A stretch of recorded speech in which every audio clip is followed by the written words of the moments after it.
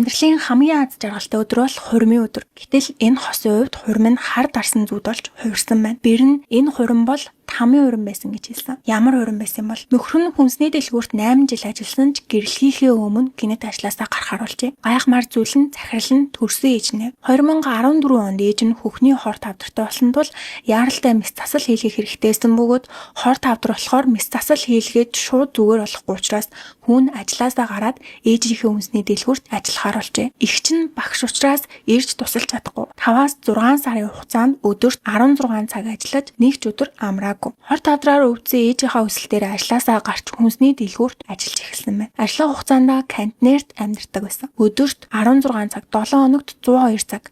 6 сар нийтдээ тасралтгүй 2880 цаг ажиллажээ. Түүний эхнэр нь урлагийн сургуульд суралцаж төгсөөд одоо багшаар ажилладаг. Тэрээр хэлэхдээ яаж дэлгүүрт 8 жил байх юм бэ? Яаж ийм шаргуу ажилладаг байна гэж бодсон.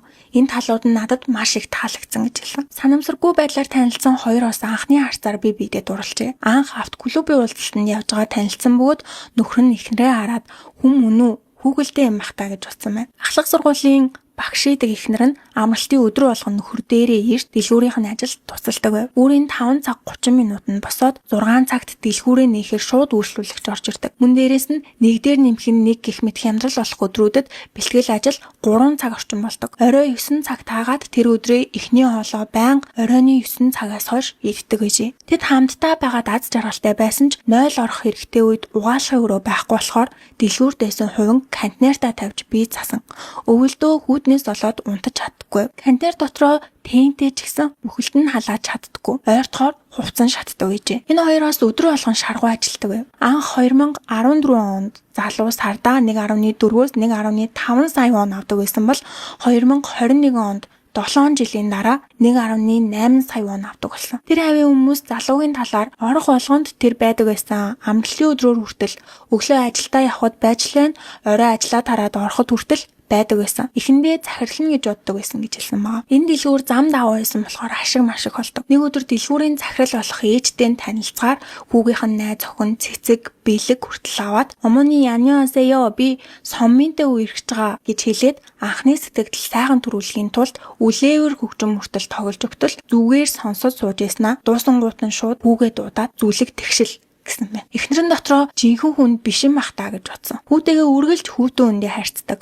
Хүүгээ хизээж миний хүү гэж дуудаж байгаагүй ээж байнга тэрийг хартаа тэр яагаад ийм харьцаагүй байдаг байна гэж бусдын хүүхдийг доромжилж байгаа юм шиг найз охинд нь ярьдаг гэжээ. Ээж нь шинээр баригдсан апартанд амьдарч дэлгүүртээ 7 хоногт нэг удаа ирдэг. Оройдоо 10 цагт хаагаад үйлчлүүлэгч байхгүй үед нөхөр нь пив ууж маш их уйлдаг байсан. Энэ байдлыг эхнэр нь хараад зүрхэн зүсэгдэх шиг болдог байсан болохоор хадам ээжигээ зөөлөхийн тулд илүү их хичээсэн. Дэлгүүрийн ажил анх хийж үзэж байгаа болохоор эхнэр нь хаана юу тавихыг мэдэхгүй удах үед залуугийн ээж хурдан ихгүй бол байнга загнадаг байсан. Тамхины зургуудыг дарж нэрийг нь хүртэл шүнжэнгөө цээжилдэг байсан байна охин. Хадам ээжигээ баярлуулж болох бүх зүйлсийг хийдэг байсан. Тэгээд жоохон таалагдж байгаа юм шиг царай гаргажгаад хэдэн цагийн дараа ээж нь дахиад ширүүн болчдөг. Энэ маягаараа 2 жилийн турш дэлгүүрт ажилласан ч ээжийнх нь ааш яг хэвээр байсан. Хоёроос гэрлэн гэсэн бодолтой үерхсэн ч нөхөр нь хөдөлмөрийн өсний доод хэмжээгээр цалинждаг. Ингээд хүн 7 жилийн дараа хурмаа ихээсээ 1 жилийн өмнө ээжтэй цалин минь нэмээд өгөөч гэж хэлтэл тэгж чадахгүй. Зүгээр ажиллаас гар. Нэг ч зоос нэмж өгч чадахгүй болохоор цагдаад гомдол гарга. Гэхдээ яадаг вүлээ? Би ээж чинь болохоор цагдаад гомдол гаргаж чадахгүй бах та гэсэн байна. Эмээ нас орсноос хойш ээж нь лам бүүд маш их идэгдэг болсон байна. Гэрийн хаан хаалга гэд хаа сайгүй тарин нөлгөж сахиуснаас. Заавал гаруул хийд рүү явж гомдол хувийн түүх гэх мэтийн талаар ярилцдаг. Мөн хүүгээ муу ёрын сүнсэнд эзэмдүүлсэн болохоор тэрийг хөөж гаргахын тулд сахиус ашиглагаас өөр аргагүй гэж найз охинд нь хэлжсэн. Тэгээд зогсохгүй энэ бүх хугацаанд гим зэмгүй явсан хүн зайлмих хийж луурчин эмгтээдээ таарлцсан гэж бодсон байгаа. Энэ хоёроос хурмын тав ээжээсээ асуугаад жил хагас өнгөрсөн ч ээж нь ямар ч хариу илгээгүй. За ингээд сэтгүүлчд хийдэд очиж ламтай уулзахад тэр эмэгтэй хүүдээ маш их санаа зовж байгаа талаараа байнга ярьдаг байсан. Мөнгө өгдөгч тэр надаас мөнгө аваад шууд хурмаа их гээд байна. Тэр хүүхэн миний мөнгийг өгөх гээд байна гэж ламд ярьдаг байсан байгаа. За тэр ламаас ахиуснуудын талаар асуухад би тийм зүйлсийн талаар мэдгүй байна гэж хариулсан. Ингээд хурмынхаа товыг ээжээсээ авч чадахгүй байсан болохоор залуу хадам аав ээжтэй хурмынхаа товыг бит хоёр өөрсдөө гаргах хэрэгтэй юм шиг байна гэж хэлтэл хадам аав ээж хоёр нь тэгвэл ядаж нэг нас нэмхийнхээ өмнө 12 сар гэхэд гэрлээрээ гэсэн байна. Бичлэгийг нь үзэхэд үнэхээр сайхан урам. Гэвч хурмын бэлтгэлээс эхлээд бүх зүйл хэрүүлтэйсэн. Хоёр тал хоорондоо уулзгаар цаг товлсон ч Сонгминий ээж цаг 30 минут хоцорч эхнэрийнх нь аав ээж гэд тэд бүгдээрээ Сонгминий ээжийг цаг гаруй хүлээсэн. Ингээд хурим болсон сүйд бүсгийн талаас цочод бараг байхгүйсэн. Яагаад тэгэхээр ээж нь зөвшөөрөв. Охин нь гэрлэх гэж хахад охиныхын талаас зөвхөн аав ээж нь ирсэн гэдгийг сонсоод эхнэр нь маш их шаналсан.